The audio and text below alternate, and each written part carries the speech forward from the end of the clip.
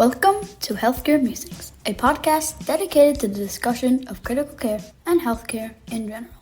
Here's your host, Dr. Hesham Hasabala. Hi, everybody. Hesham Hasabala here.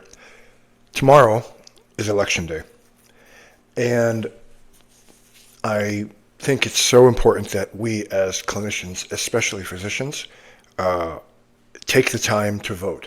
I was looking into the literature and I found this paper in 2022 that analyzed reported voting behaviors of U.S. physicians between 2000 and 2020. This is a 2-year-old study, and they found that U.S. physicians in general had a lower voter turnout than the general population. But when you look at individual elections, the trend was changing. So they had similar voter turnout in 2018, and then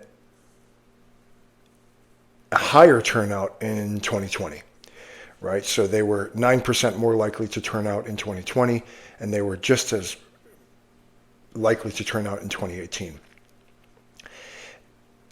When they pooled all the turnout, it was lower than the general population, 57.4% versus 63.4%.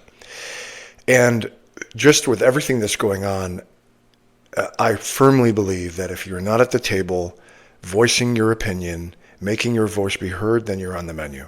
You know, right now we have another CMS cut in payment to physicians that continues to make practicing medicine unsustainable financially. We have potential administrations that come in that can affect public health and things that will affect not only us but our patients in a day-to-day basis. We have to be at the table. We have to let our voices be known.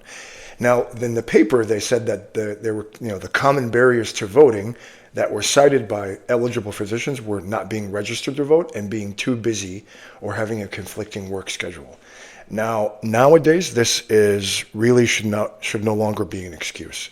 And in fact, they said that turnout was higher in those states that offered no excuse mail-in voting compared to those that did not. Now, depending on where you live, it may be easier or harder. But registering to vote now, I think, and I live in Illinois, very easy to register to vote online before the election.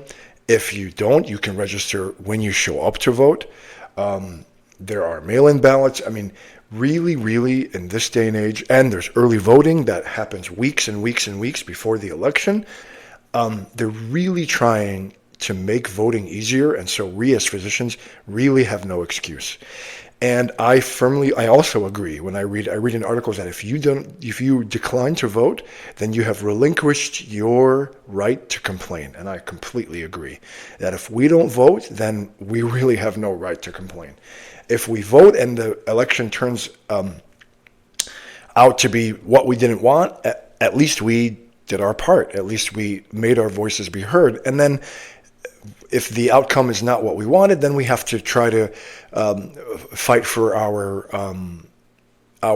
rights, not only ourselves as clinicians and physicians and APPs and nurses, but also our patients as well. We should advocate for our patients, and the politicians look and see, if we are a voting constituency, then they pay attention to us. If we're not a voting constituency, politicians don't pay attention to us. That's the way it is. That's the game. And so tomorrow's election day, if we're not at the table, we're going to be on the menu. And the easiest way and the way we can do our part is to show up and vote. And I urge myself, and I'm going to be doing it in the next several. I'm recording this on November 2nd, and I'm either going to vote early or I'm going to vote on election day, and do whatever we can to go and make our voices be heard, because like I said, if we're not at the table, we're on the menu. Anyway, thanks so much for your time and attention. Go guys, go out and vote. And until next time, this is Dr. Hesham Hasabala signing off on Healthcare Musings. Thank you for listening. Please follow and subscribe to the podcast at healthcaremusings.com, and don't forget to give us a 5-star review. Thank you so much.